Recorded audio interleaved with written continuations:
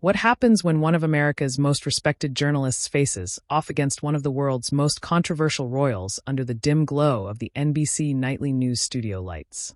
A conversation that was meant to shed light quickly turns into a battlefield of pride, sarcasm, and raw frustration. Meghan Markle walked in prepared to control the narrative. Lester Holt welcomed her with his trademark professionalism, but within minutes, the tone shifted. What began as a polite interview spiraled into a clash, so intense the cameras seemed to tremble in the silence between their words. This is the story of how Meghan Markle's night with Lester Holt unraveled on national television. The NBC nightly news studio was unusually quiet that evening. The set had been stripped down for an intimate one-on-one conversation.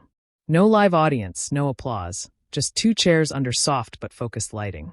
The rest of the room fading into a deep, almost theatrical black. The atmosphere felt serious, heavy with expectation. Lester Holt, dressed in his usual dark suit and calm demeanor, stood to greet his guest.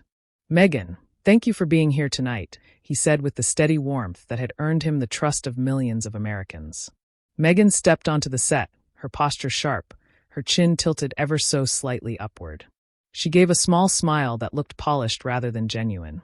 "It's always enlightening to be invited to these things," she replied, her voice carrying a deliberate edge, as if already bracing herself against imagined insults. They both sat down, the camera zoomed in. For a moment, the studio felt suspended in time, like the world was holding its breath. Lester began gently setting the tone. "You've built quite a life here in America since stepping away from the royal family.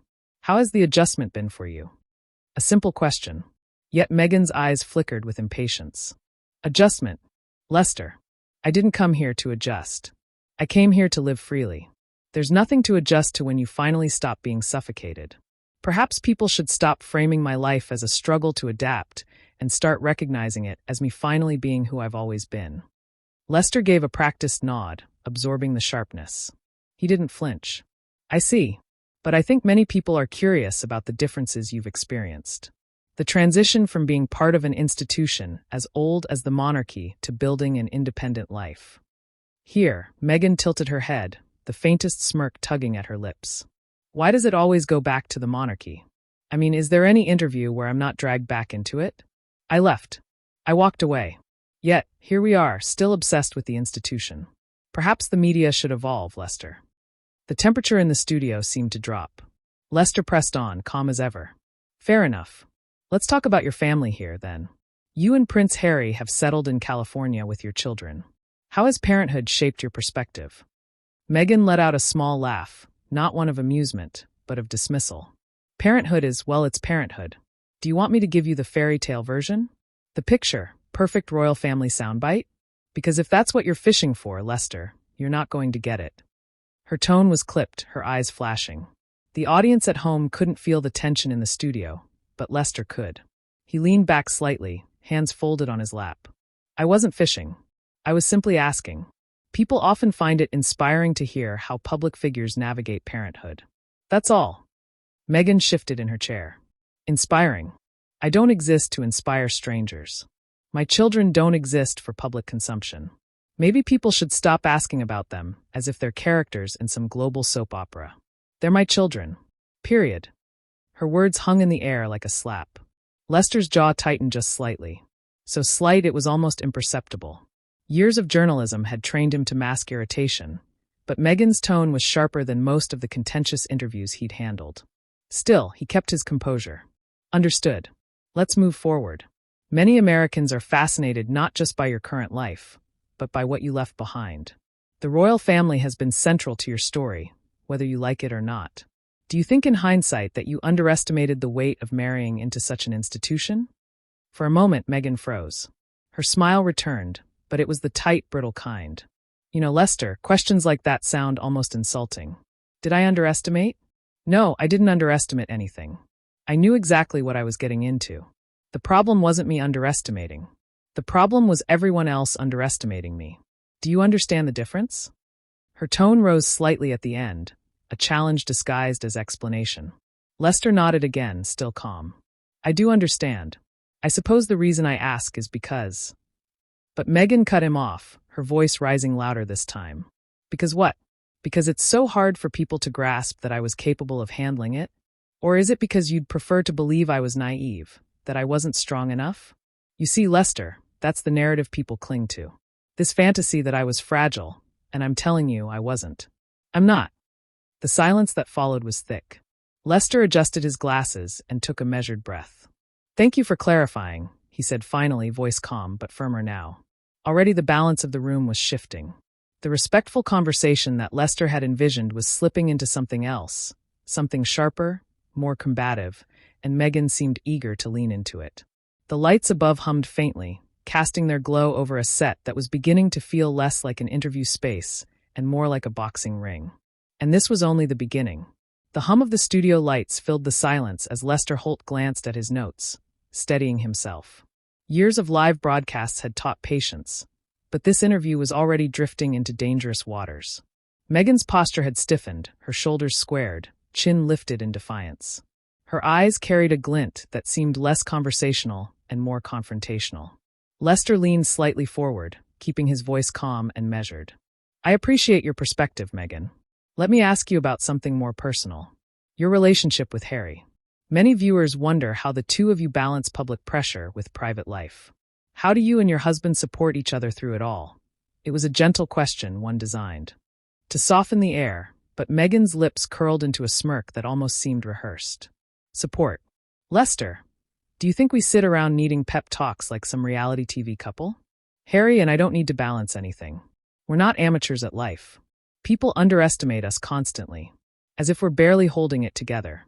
It's assaulting, really. Lester adjusted his glasses, nodding slowly, letting her words hang in the air before speaking again. I didn't mean to suggest anything of the sort. I suppose I was asking in the sense of, well, many couples find strength in sharing their challenges, and viewers at home might relate to that. Meghan leaned back, crossing her arms, her tone sharpened. Viewers at home. Lester, I didn't come here to give a self-help seminar. My marriage isn't a public case study. Harry and I don't exist for other people to relate to. We live our lives, and if people can't understand that, that's their issue, not mine. The atmosphere in the studio thickened. The black backdrop seemed to close in, amplifying every word, every pause. Lester glanced down at his notes again, but this time his movements were slower, heavier. He was aware now that every question risked being turned into a sparring match. Still, he pressed on with professionalism. Let's talk about the broader picture, then. You've spoken openly about your feelings toward the monarchy. Many people are curious. When you look back, what do you think about the institution you left behind? Meghan's eyes narrowed. Her voice carried an icy edge. The monarchy. Always back to the monarchy. You know what I think, Lester? I think it's outdated, antiquated, a gilded cage for everyone inside it. And the funny thing, people worship it as though it's sacred, as though it represents something divine. But really, it's theater, a grand performance that eats people alive. Lester stayed quiet, his face calm, but his fingers tapped ever so slightly against his notepad. He had handled presidents, dictators, and CEOs who'd tried to intimidate him. Yet Meghan's dismissive tone carried a different weight, less political, more personal. Some would argue, he replied carefully, that while flawed, the monarchy holds cultural and historical significance. Do you feel any sense of responsibility for how your departure was perceived? Meghan let out a sharp laugh, the kind that dripped with condescension. Responsibility. Lester, I'm not responsible for people's fantasies. If the world wants to cling to a crumbling institution, that's their business. My only responsibility is to myself and my family. If that makes me the villain in their story, so be it. Lester tilted his head slightly, his eyes narrowing just a fraction. The tension between them was undeniable now. His professionalism kept his tone even, but his patience was thinning. I understand your frustration, but do you ever think that the way you communicate your experiences comes across as dismissive to those who have admired you? Meghan straightened, her gaze hardening. Dismissive, or perhaps people simply don't like hearing the truth. I'm not here to be palatable, Lester. I'm not here to make everyone comfortable. If honesty makes people uncomfortable, maybe they should reflect on why. For a moment, silence filled the studio. The kind of silence that wasn't just empty air, but thick with electricity. Lester exhaled slowly through his nose, nodding as though absorbing the blow. He decided to pivot again. Let me ask you this. Your late mother-in-law, Princess Diana, remains a deeply beloved figure worldwide. Many people draw parallels between her experiences and yours. Do you feel a connection to her legacy? The question landed like a stone in the water. Meghan's jaw tightened. She leaned forward slightly, her eyes flashing. Diana's legacy doesn't need to be dragged into every conversation about me. It's disrespectful to keep using her name like a prop. I am not Diana. I never claimed to be, and frankly, the comparisons are lazy. She deserves better than that. Lester blinked, taking in her words. His voice remained steady, but there was an edge now. I didn't mean to imply you were her replacement. I was asking whether you feel a connection given how she too dealt with intense media scrutiny. Meghan's tone grew colder still. Connection? Lester, do you want me to sit here and cry for the cameras just so you can splice together a narrative? That's not going to happen. I don't need to exploit someone else's tragedy to validate my own story. The words hit hard. Lester's lips pressed into a thin line. He leaned back, his hands folded neatly on his lap, his calm demeanor holding, but only just. The interview had begun like a professional conversation. Now it felt like a duel. Meghan's sharp retorts weren't just defensive. They were designed to sting. And though Lester's patience was legendary, the cracks in his composure were beginning to show. The studio lights hummed louder. Or perhaps it only felt that way. The black backdrop behind them seemed to swallow the room, turning the interview into a spotlighted battlefield. This wasn't just journalism anymore. It was confrontation, and everyone watching at home could feel it. The air in the studio felt denser now, as though the black backdrop itself was leaning in to witness what was unfolding. Lester Holt shifted slightly in his chair, keeping his posture tall and his expression measured. His voice remained calm, but his questions carried sharper edges now, designed to cut through Meghan's walls of arrogance. Meghan, Lester began, many people admired the courage it took to step away from the royal family, but they also noticed that you and Harry continued to live a very public life. Netflix deals, interviews, memoirs. Some say it looks less like an escape from the spotlight and more like a rebranding within it. How do you respond to that? Meghan's lips pressed into a file that didn't touch her eyes. Her response came quickly, dripping with disdain. Rebranding. That's such a tabloid word, Lester. I'm not a product on a shelf. I don't owe anyone's silence just because I walked away from an outdated institution. If people can't handle the fact that I chose to tell my story on my terms, that's their problem, not mine. Lester nodded once slowly, but pressed further. But when you make your story public, doesn't it become open to scrutiny? To accountability? Her eyes narrowed. Accountability. Interesting word. It always seems to mean holding me accountable, never the people or the system that harmed me. Isn't that convenient? There was a sting in her. Words hovered in the air, but Lester kept his composure. His voice, though, carried more weight now. Accountability works in both directions. When serious accusations are made against an institution, it's fair to ask questions about the person making them, too. Don't you think that's part of honest conversation? Meghan leaned forward, her chin lifted defiantly. Honest conversation. Lester, this isn't honesty. It's interrogation. I came here thinking NBC wanted to talk about my work, my projects, my advocacy. Instead, I'm dragged into the same tired cycle. Monarchy, Diana, accountability, blah, blah, blah. Maybe the press needs to be held accountable for its obsession. The words hung heavy. Lester blinked, letting the silence stretch, the way a veteran anchor knows silence can be louder than a question. Finally, he spoke, his tone calm but firmer than before. I think our viewers would argue that these questions aren't an obsession. They're context. They're part of your story, whether you want them to be or not. Meghan scoffed, a sharp laugh echoing through the empty studio. Context? Or maybe it's just laziness. It's easier to recycle the same narratives than actually talk about who I am now. But perhaps that's too much to ask, isn't it, Lester? For the first time, a flicker of irritation passed over Lester's face. It was subtle, just the tightening of his jaw, the slight narrowing of his eyes, but it was there. He straightened in his chair, his voice even lower now. I've interviewed world leaders, activists, survivors of tragedies. They didn't dismiss questions as laziness. They engaged. They shared. They recognized the value of dialogue. That's what this platform is for. Meghan's tone sharpened even more. Oh, so now I'm being compared to them. You expect me to perform gratitude for the chance to sit here? I don't need this platform, Lester. I'm not desperate for NBC's validation. The tension was now suffocating. The hum of the light seemed louder. The shadows on the black backdrop deeper. Meghan's every word came out clipped, defensive, coated in arrogance. Lester's restraint was visibly thinning, though his professionalism still kept him tethered. He He chose his next question carefully, his voice quieter, but with an unmistakable gravity. Let me ask you about your husband, then. Many people admire Prince Harry's willingness to leave the institution with you. But there are those who say he sacrificed more than you did. His family, his role, his country. How do you see his journey? Meghan's eyes flashed, her back stiffening.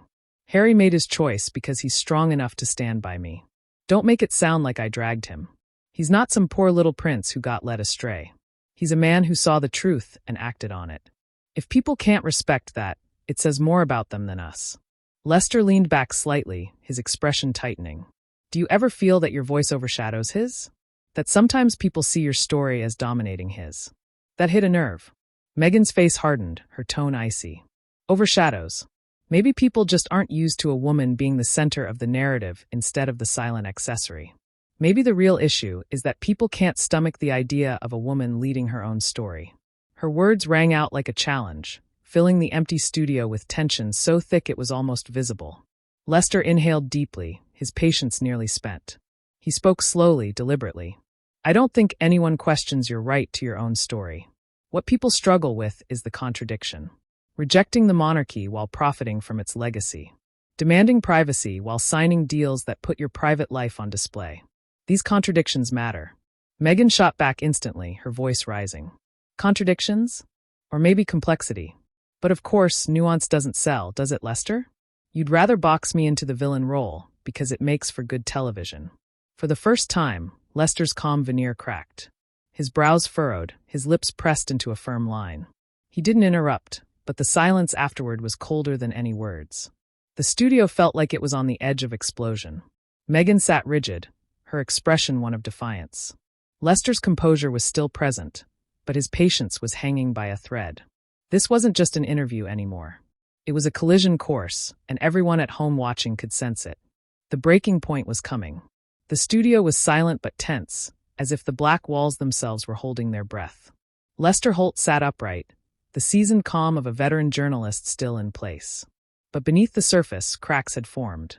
Across from him, Meghan Markle leaned back on the white sofa, her posture commanding, her chin raised in a defiant angle that spoke louder than any words. Lester cleared his throat softly, trying one last time to restore balance. His voice was steady, professional. Meghan, I want to be very clear. This isn't an ambush. These questions come from a place of accountability, something you've often spoken about yourself. So, let me ask directly. Do you believe the choices you and Harry have made have brought you closer to the kind of peace you've often said you wanted? Meghan's laugh cut through the studio like broken glass. It was short, sharp, dismissive. Peace, she echoed. I don't think peace is something the media even understands. And frankly, Lester, I'm not here to satisfy the curiosity of people who've made a career out of dissecting me. Peace is mine whether anyone else chooses to recognize it or not. Her words were laced with superiority, each syllable like a slap. Lester nodded slowly, his jaw tight. He glanced down at his notes, then back up, his tone firmer now.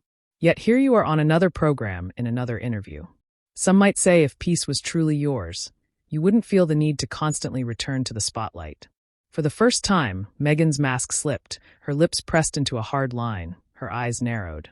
And some might say, you're proving exactly why people like me need to speak. Because otherwise, all we hear are the same recycled headlines from people like you. The remark struck like a spark on dry kindling. Lester exhaled slowly, set his cards aside, and leaned forward. His voice dropped low, but edged with steel. Enough, Meghan. I've tried to give you space. I've tried to keep this respectful, but the arrogance, the dismissiveness, the way you've spoken tonight. This isn't just difficult, it's insulting. Not to me, but to the viewers who expected honesty instead of hostility. The words landed heavy. Meghan blinked, clearly not expecting Lester to break form. For a heartbeat, silence stretched. Then she spoke, her voice sharp. Insulting, Lester. What's insulting is being dragged through the mud year after year, and then being told I should sit here and smile politely while you question my every word. I don't need this, Lester's voice rose, not in volume, but in authority, cutting through the room with the kind of gravity that left no space for argument. No, Meghan, what you don't need is to treat every legitimate question as an attack.